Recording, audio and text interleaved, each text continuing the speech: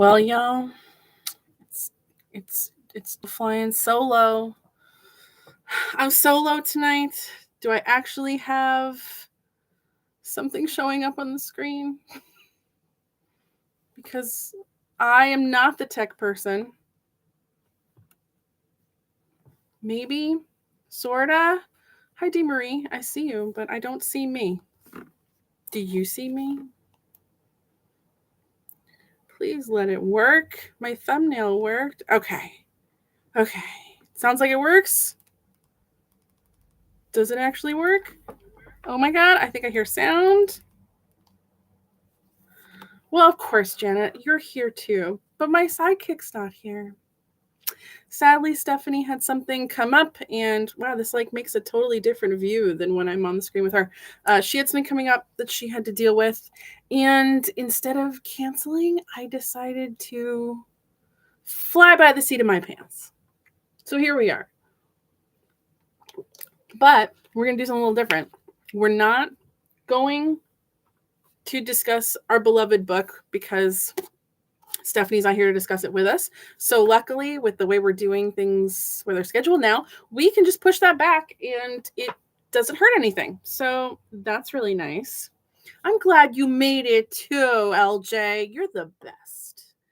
So I do have some things. The way that my screen was behaving before makes me a little concerned that they're going to show up. But we're going to give it a try here. Let me share my screen again. Let's see here. Okay, that it's giving me all kinds of options. I'm just so not used to all the options. All right, we're just going to go with entire screen just to make it easy. Hi, Jan. Okay. Had to Inception for a minute. I'm very sorry, but I don't have the fancy setup that Stephanie has. So let me double check here. Is that coming through okay? Someone give a shout. Maybe someday I will get the fancy setup. But Stephanie's got 3 different screens that she's always working on. Okay. Yay, LJ. Thank you. My phone has like a super delay as I'm, oh yeah, I inceptioned real good as I'm like pulling stuff up. Okay. So we're here, we're together. That's what counts. I even tried to like play some music beforehand as best I could. You know, it is what it is. But so we're here in March. So obviously things aren't going as planned tonight, but we will just continue on. So if you did all of your reading for this week, then you're ahead of the game because we'll just push that discussion down to the 11th. Don't worry, it does not disrupt anything else that we had planned. But I did want to remind you guys that we do have some Stitch Glitches scheduled for this month on the 15th and the 29th. And then other than that, right now it's business as usual. Hi, Druid. Babes of Quilting. That's cute. That actually sounds like it would be like a really great sticker, you know, or like a club, the Babes of Quilting. I like that a lot. I might have to do something with that. I'll give you credit. Don't you worry. Okay. So I have things to announce. This kind of looks like a vision board. I just like threw this together real quick before getting on the stream. Oh, Janet, you were behind in the reading? I mean, I think a lot of us often are, but you have a whole extra week now to catch up. And don't forget, too, chapter 17, we didn't even get to last time. So we have extra time to discuss that, too. So, all right, here. So, Stephanie and I have talked before about potentially hosting paid lectures, open to the public, not just nerds, but potentially a way to pull in some other people to our nerdiness. And the person we're going to pilot this with is this super wonderful, amazing Pam Weeks, who you guys hear me talk about all the time because she's amazing. And I see her all the time at New England Quilt Museum. And we're going to do her lecture, Quilt As You Go. It's Older Than You Think, also known as Portable Patchwork. It's going to be on Saturday, April 12th at 6 p.m. Eastern. It's going to be $23. It's going to be private. We haven't decided yet if we'll host it kind of maybe like a Zoom webinar style or if we'll host it privately on YouTube. But it'll be probably one of those places. And her synopsis here is Georgia Bone Steel made lap quilting very popular in the 1980s as part of the quilt revival of the time. But Quilt As You Go is hundreds of years old. The lecture covers the various types and techniques with images of examples dating to the early 1800s.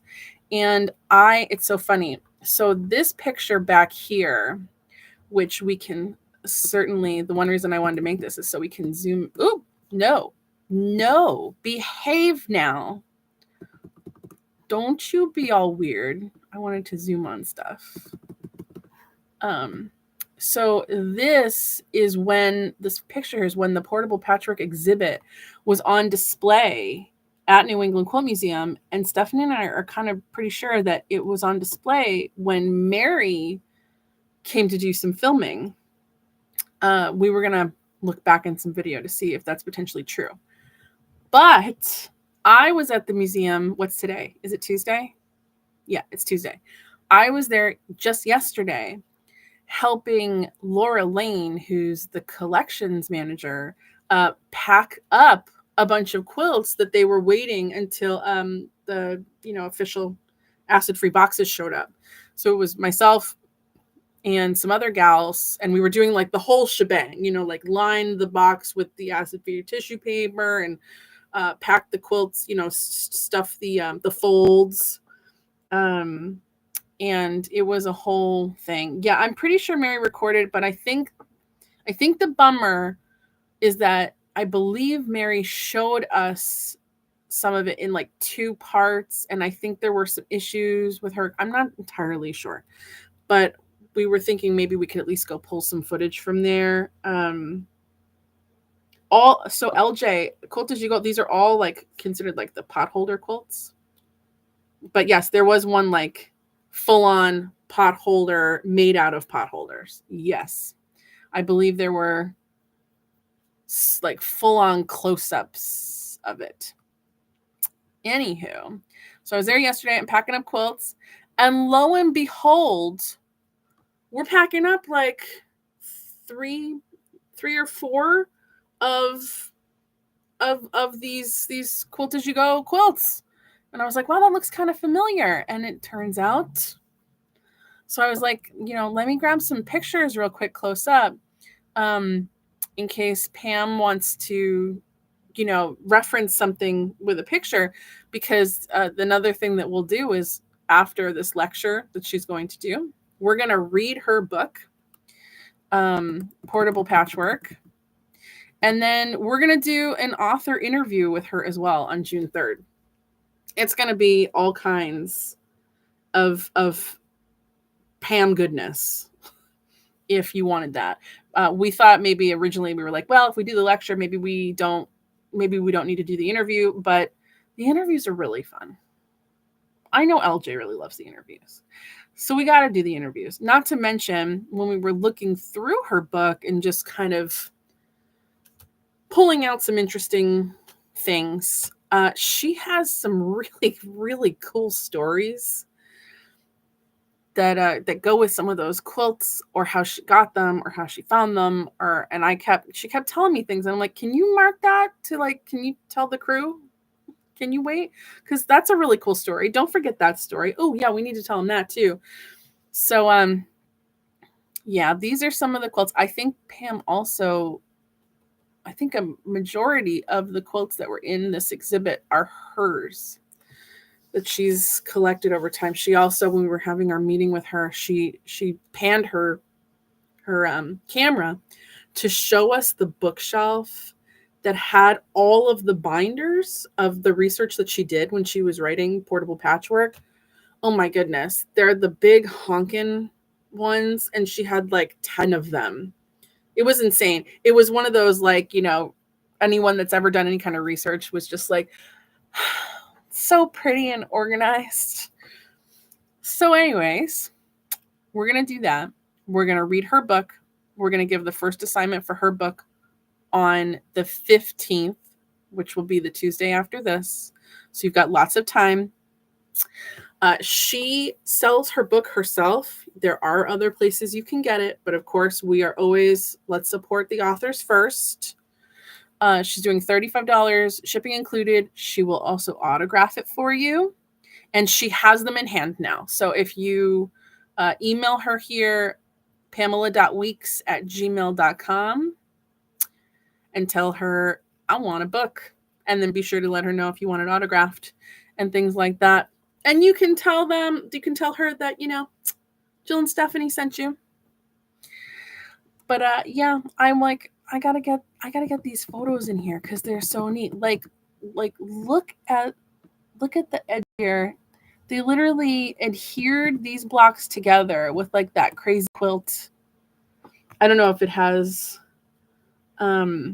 more stitches and that's just the decorative part, but it kind of looks to me like those might be like some of the stitches they actually used to put it together. But I don't know. And these cute little bedazzled corners. And this block is just phenomenal. There's other pictures, but the way that I put this on here is to look another way. But and then this one with this like feathered star down here. I kind of wonder if, and I have no idea. I'm wondering aloud.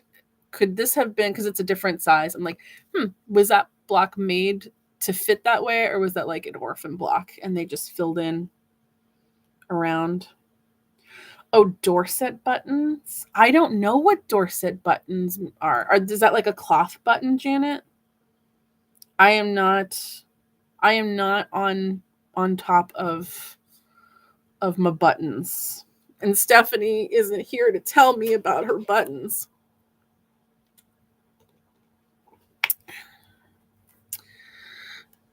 And then there is this cool block over here. I love this blue. It's 1897. Like, this is a really good exhibit. And it's cool. The back of this quilt, like each of the blocks on the back are like labeled with like what kind it is. The wacky shoe fly in the green.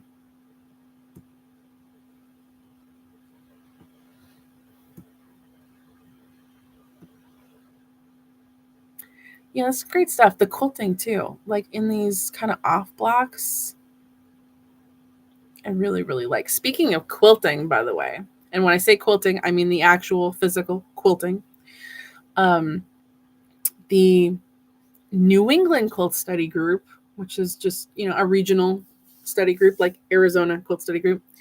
I just published their what's going to be our events for the whole year, and we're going to have a meetup at the New England Quilt Museum on Sunday, March 23rd from 1 to 4, and we're going to use paperwork that the American Quilt Study Group uses, and it's this group called Friends of the Needle, and it's documentation paperwork that documents the actual quilting on quilts.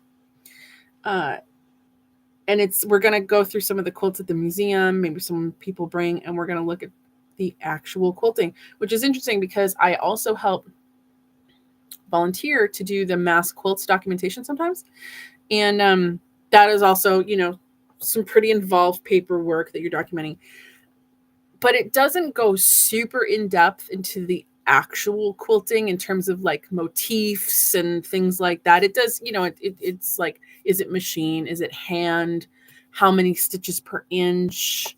You might put a note on there that says like, all over crosshatch or something. But when you get into kind of quilting that's a lot more involved, like this has all different kinds. You've got that wreath, then you've got those little circles, which Laura Lane told me yesterday that those little circles are known as like teacup quilting. There's some crosshatch in here. Then there's kind of like this like border, and then this kind of looks like those the orange peel type shape. I think it's going to be really interesting. Yeah, LJ, I agree. It was Laura Lane's idea to give it a go. And I actually, if you guys remember from our last stitching glitch, I had preemptively shown some quilts that I had won in an auction.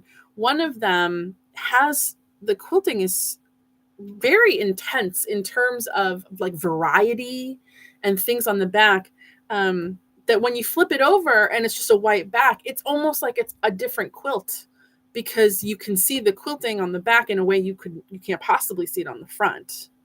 So I think it's going to be really cool. We're gonna kind of like look at stuff first. We're going to go through one together, and then we're going to split off into two groups and work on quilts kind of in small groups. If anyone happens to be up in Massachusetts area around that time, you let me know if it's something you want to come to. It's going to be lots of fun.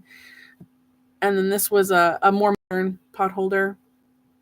Excuse me. That was part of that grouping. So yeah, this is going to be a whole big, this is our quarter 2, since we were going to start breaking things up in quarters. We already have things in the works for quarter 3 and quarter 4 as well.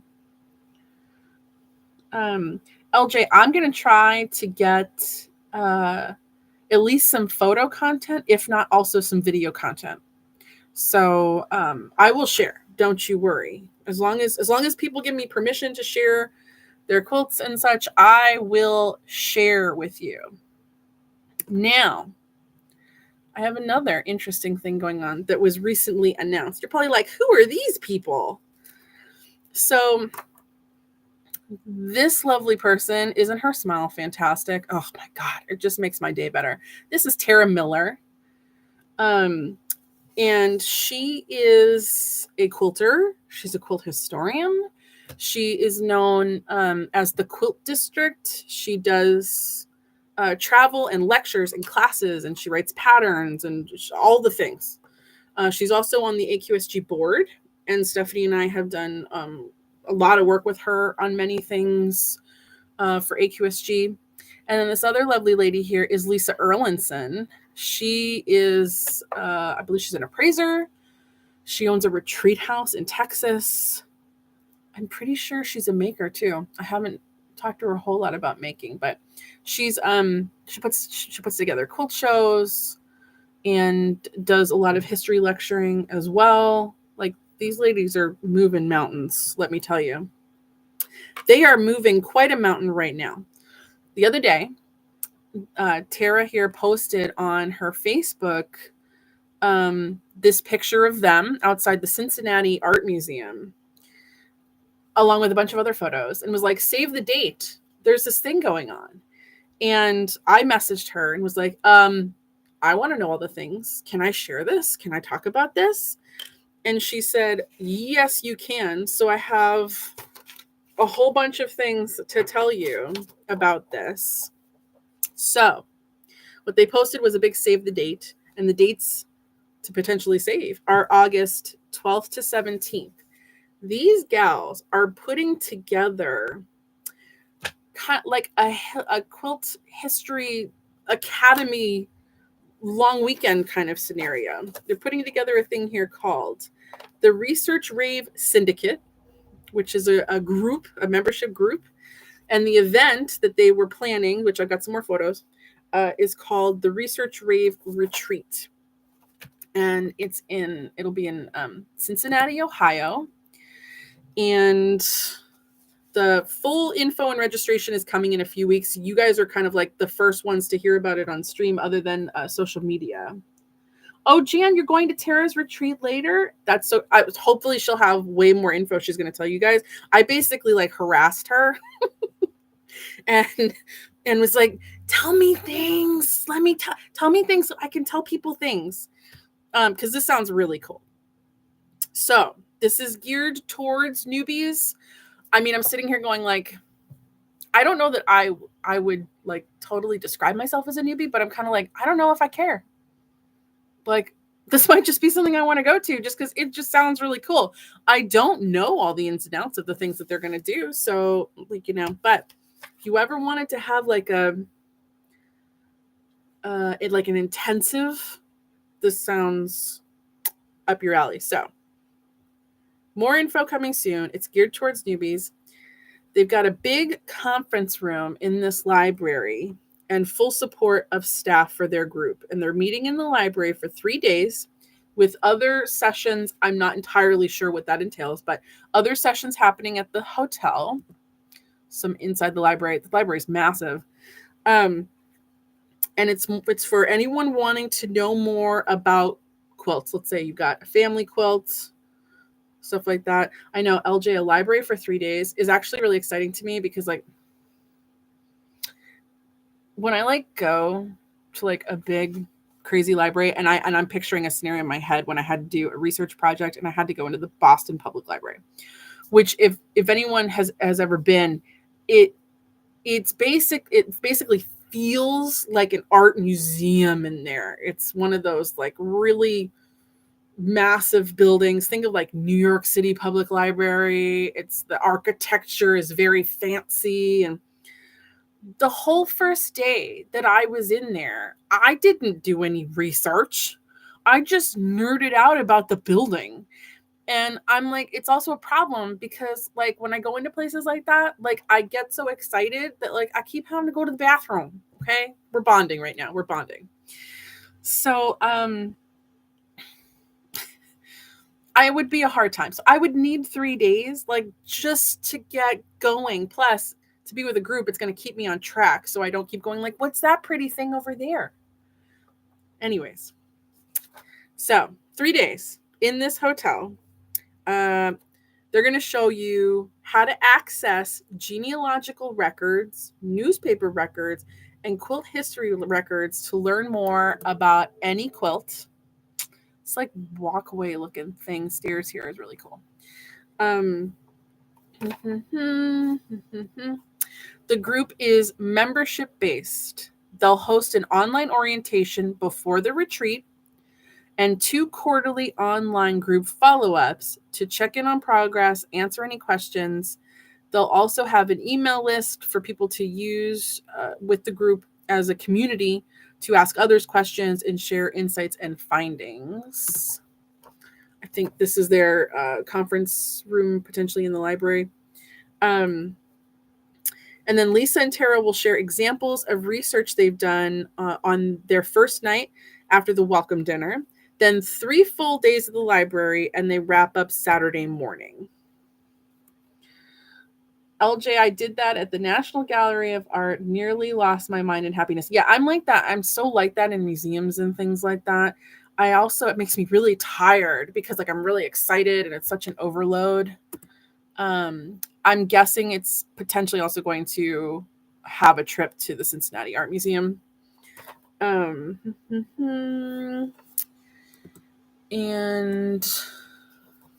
these are all just pictures that Tara was sharing. And then I also asked her, why Cincinnati? It just seemed kind of random. But she said the city is very easy to navigate, especially for people that might feel a little uncomfortable in larger cities. This is probably where they're going to have a dinner. It's a more affordable city. I've never been there. The airport, the access to get in and out is easy. And then the most important thing she pointed out here is that the library is one of the top 10 in the country for genealogical research. I had no idea.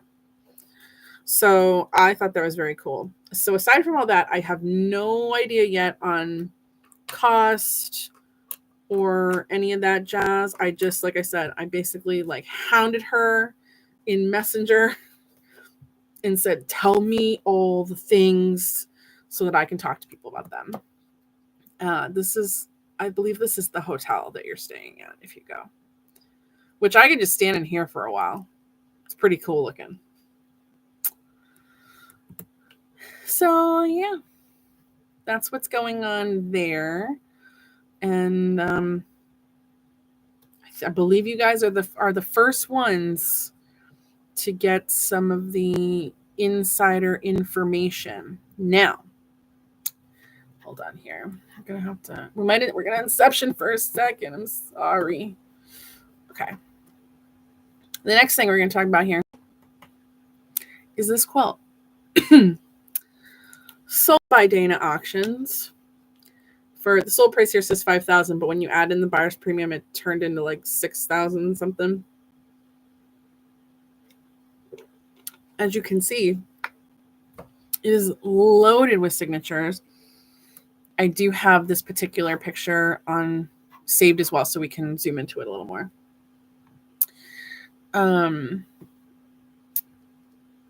So this quilt is interesting in a minute, but this Antique Star of Bethlehem quilt has over 700 embroidered name inscriptions dated 1913 and was made by the Zwingli YP Society of Christ Reformed Church, Jefferson, Pennsylvania, York County. It measures 80 by 84. It's hand-pieced, hand-embroidered, and hand-quilted. There's thin cotton batting and an off-white reverse cotton reverse. There we go. The edge is finished with the front brought to the back and applied by hand. The names are inscribed in the center of each diamond and arranged nicely in the alternating white spaces and border. The Reverend and Mrs. N.W. Sechler appear at the top along with the Henry family. Other family names include Stauffer, Dill, Menges, Worley, Myers, Hartman, and hundreds more. It is in good condition with some fading spots, other discoloration. From the estate of Sharon Stark, noted Pennsylvania textile dealer and award-winning author. Flat rate shipping, blah, blah, blah, blah, blah. Okay. So you're like, why are we looking at this? Well, for one, we're looking at this for an auction review. Because Dana had all these great pictures on here. That's not what I wanted. So then here's a newspaper clipping of the Reverend Nathan Sechler. I'm going to go with Sechler. Let's see. 1704 West Princess Street, York, former pastor of Jefferson Reformed Church, died at his home. He was 83 years old. He entered the ministry after graduating from Ursinus. Am I saying that right? That college and seminary in York County. He was at various times pastor of, oh my God, I'm going to like just butcher some of these names. Lachey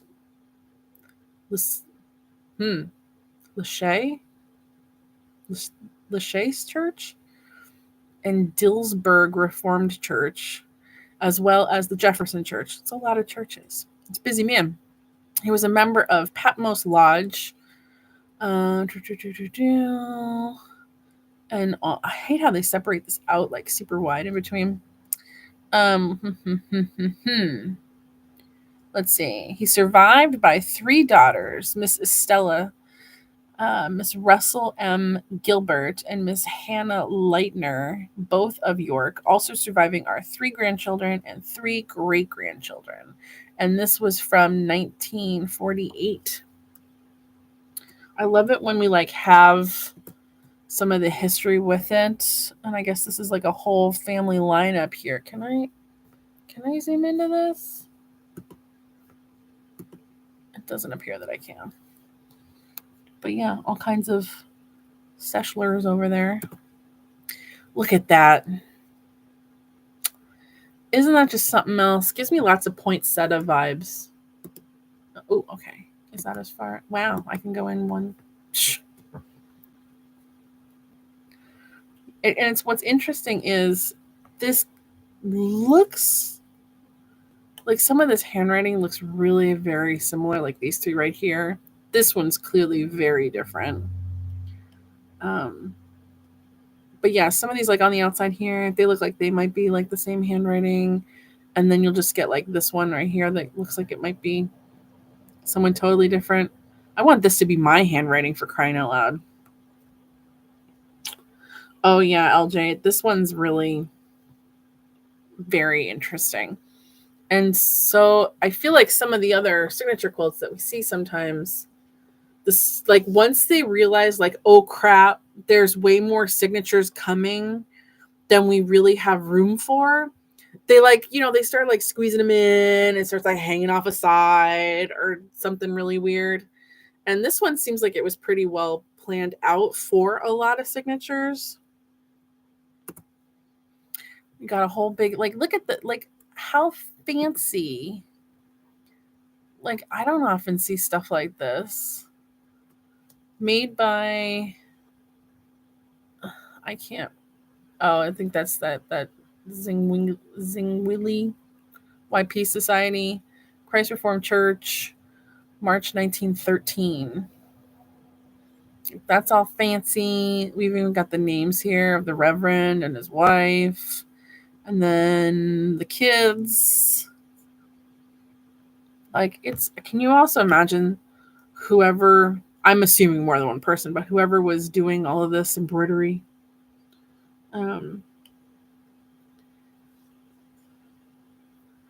Like, it's a lot, but this is so cool. See, everything's nice and like evenly spaced. Like, we had to, like, it looks like we were all evenly spaced, and then we had to stick a couple some extras right up here. But I'd say they still did a pretty good job of keeping it evenly spaced. And at least not looking terribly messy, like sometimes they can. Oh, this is pretty. I didn't even notice this little like flower detail here. I'm like, wow, you probably could have put more names there. But maybe that was already planned. Yeah, it just looks so nice and neat. Now we had to obviously do a little bit of cramming here, but it still is pretty nice and neat. And I promise you, there's more to this story. We're getting there. The reason that I was like, we're going to talk about this because this story is cool. So far, you're just like, yeah, there's a lot of signatures. There is. But it gets better. So many signatures. And I'm surprised like how they're still in really good shape. The thing that would bum me out about having embroidered signatures is like it creates that raised bit that can, that will end up getting more friction potentially than the fabric would before the fabric would. Um, those are some pretty. Is it just like it kind of looks like it's couched? You can even still see like the marks that they were embroidering over. Okay, is that okay? Looks like that's the end of her thing. So yeah, we do have this so that we can. Oh, it's not coming out very good. Okay, that stinks. That stinks. But we have this. So this quilt was a big deal, and it had been put on social media and things by a couple of different outlets. So Historical Society acquires textile thanks to fundraising effort. On January 25th, Dana Auctions of Princeton, New Jersey held its antique and vintage quilt and textile auction featuring an exceptional quilt that captivated both collectors and historians. The quilt, a 1913 Pennsylvania signature quilt in the Star of Bethlehem pattern, sold for $6,150, including the buyer's premium. That's one reason it was such a big deal, is because a lot of quilts they're not taking home that kind of price tag on them, sadly. This remarkable textile, crafted by the Zwingli YP Society, Christ Reformed Church in Jefferson, York County, Pennsylvania, is a masterpiece of community history. The quilt features 700 embroidered name inscriptions, including the Reverend and Mrs. Sechler, the Henry family, and others such as Stauffer, Dill, Menges, Worley, Myers, and Hartman.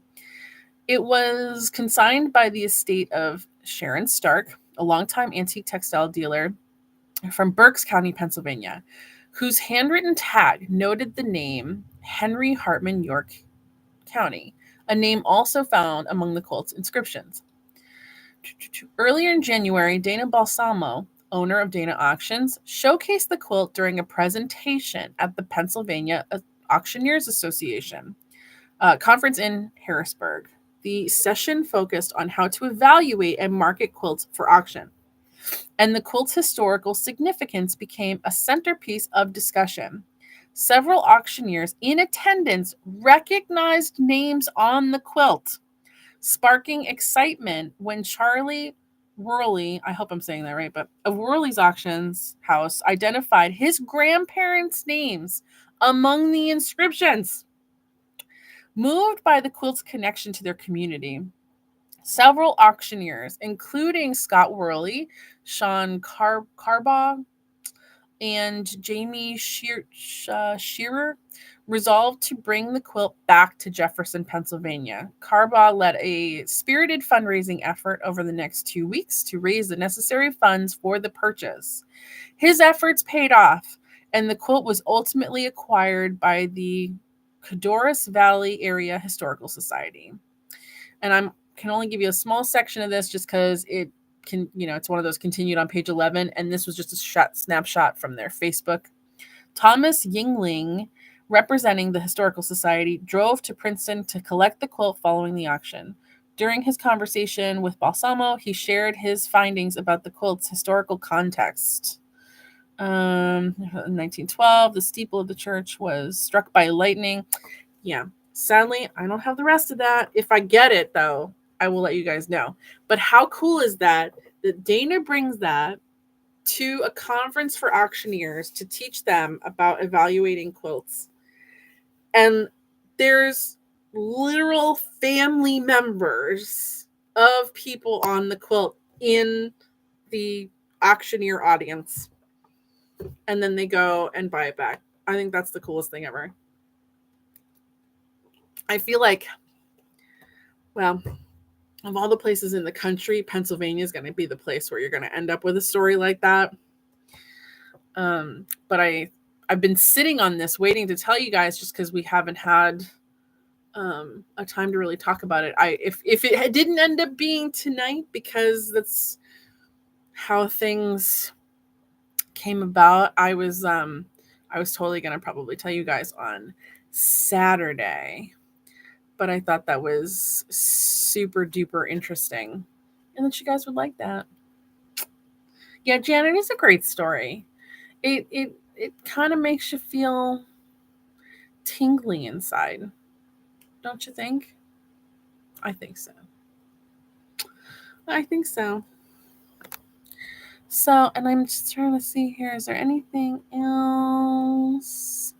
Well, I'm going to pull this back up just as another reminder. I hope that you guys will consider signing up for this. There is the sign up link is coming. Stephanie was going to work on that, and then she got called away to have to deal with something. So that'll come soon. That link will be through her slow sewing shop to sign up for that. And I think that's gonna do it for us tonight, because I was scrambling about. So for anyone that never got last week's book assignment, we're finishing the book, chapters 18 through 21, and it's pages 231 to 268, and we'll be looking at that then next week, which is the 11th. Oh my God, we're 11th. At least this weekend we change the clocks and there's more sunlight. I am very, very excited for that. So, if you guys have anything else for me?